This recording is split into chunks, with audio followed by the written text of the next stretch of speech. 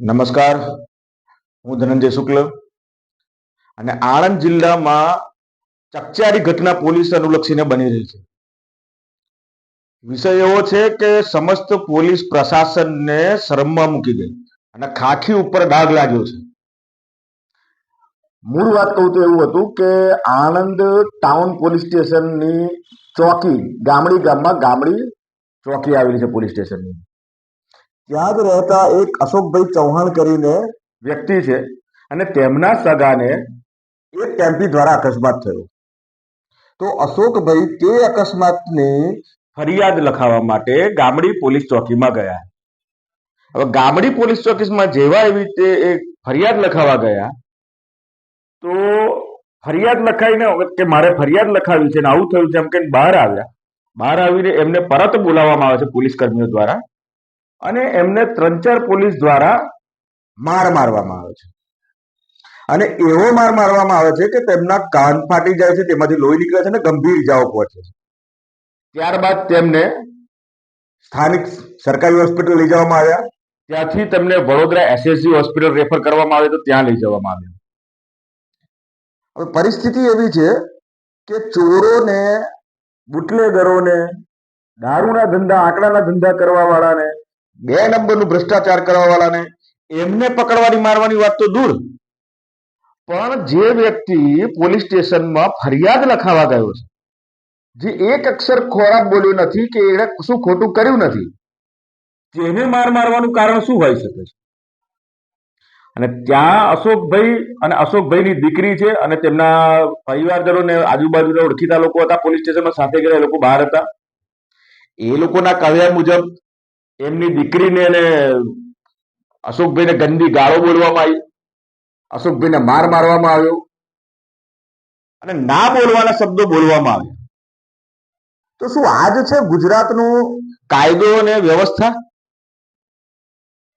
આજ ગુજરાતમાં માનનીય હર્ષભાઈ સંઘવી જે ગૃહ રાજ્યમંત્રી છે, તેમનું સ્પષ્ટ નિવેદનો વારે વારે આપેલા છે કે ગુજરાતમાં જે પણ ખોટું કરશે તેના વરઘોડા નીકળશે જ.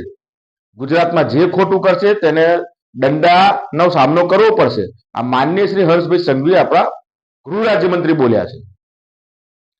તો શું આ પોલીસ દ્વારા ગામડી પોલીસ ચોકીમાં થયેલો આ કિસ્સો ગુજરાતના કાયદા અને વ્યવસ્થા પર આંગળી નથી ચીંધતો?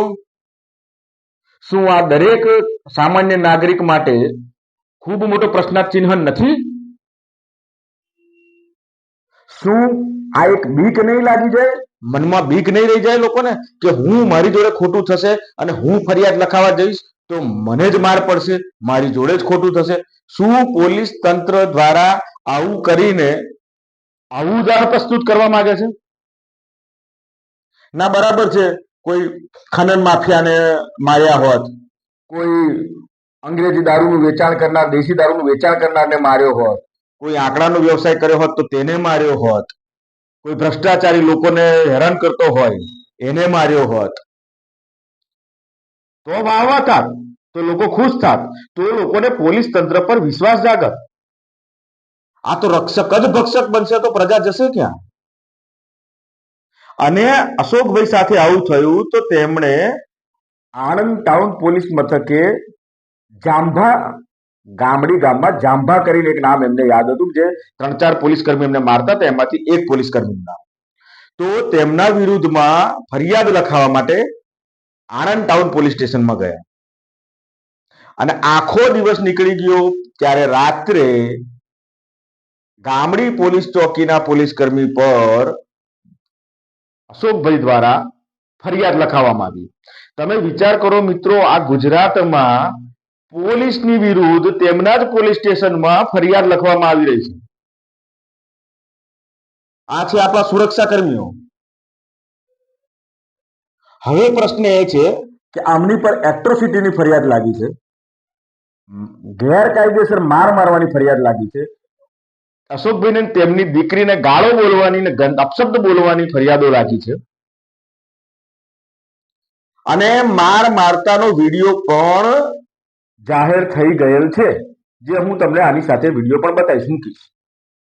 સાથે હું તમને એ પણ વિડીયો મૂકીશ કે જેમને માર પડ્યો છે અશોકભાઈ ચૌહાણ શું કહેવા માંગે છે. તો કેટલી શરમજનક વસ્તુ કે આણંદ જિલ્લામાં પોલીસમાં કામ કરતા વ્યક્તિ પર જ એફઆઈઆર કરવી પડે છે લોકોએ પોલીસ સ્ટેશનમાં. આનાથી ખરાબ શરમની શું વાત હશે? ખાખીને લજાવનારું આનાથી ખરાબ શું તંત્ર હશે? માટે જ મારે આજે બહુ દિવસે આપણી સમક્ષ આ વિડીયો લઈને આવવું પડ્યું, આ વિષય લઈને આવવું પડ્યું, કારણ કે આ કોઈ મિત્રો નાના સમાચાર નથી, આ કોઈ નાની વાત નથી. જે પોલીસ કર્મી પર વિશ્વાસ રાખે છે પ્રજા, જે પોલીસ કર્મીને કાયદાની શક્તિ મળેલી છે અને એની સાથે એ પોલીસ કર્મી સાથે આખો સમાજ, બધા નાગરિક અપેક્ષા રાખે છે કે એમની સુરક્ષા કરશે, એમને સાચવશે. અને એવા જ વ્યક્તિઓએ એક સામાન્ય નાગરિક પર મારામારી કરી. અને એ કોણ નાગરિક કે જે બિચારો ફરિયાદ લખાવા ગયો હતો, એની દીકરીને ગાળો બોલ્યા.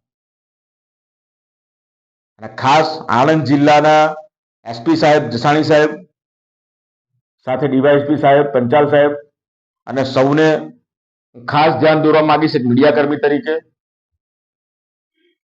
કે ખૂબ ગંભીરતાથી લેશો. અને પ્રજા અને સામાન્ય નાગરિક એ પણ જોઈ રહ્યા છે કે જે પોલીસ કર્મીઓ પર ફરિયાદ થઈ છે, જેમના વિડીયો પણ જાહેર છે, એમણે કર્યું છે, એ લોકો પર શું એક્શન લેવાય છે. કારણ કે વાતો કરે છે લોકો કે સસ્પેન્ડ કરશે, સસ્પેન્ડ કર્યાના થોડા સમય પછી કદાચ બદલી થશે.